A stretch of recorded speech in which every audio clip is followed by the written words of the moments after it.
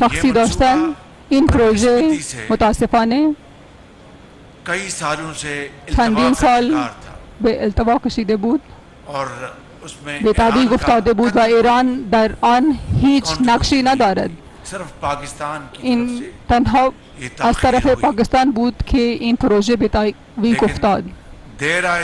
اما میگوییم که دیر آید درست آید. امروز نه فقط این پروژه 100 مگاوات به عمل آمده. من فکر میکنم که ایران و پاکستان بین این دو کشور پروژه های انرژی برقی و پتروشیمی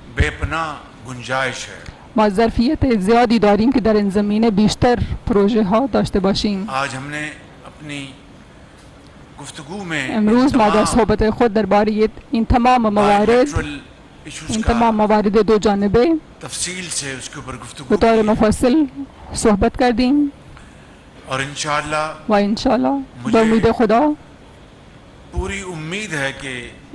من امیدوار هستم که من از برادر محترم رئیس جمهور با معاونت ایشان ما هر دو کشور با هم سعی می‌کنیم برای پیشرفت مردم این دو کشور و این پروژه ها را تعمیر करेंगे.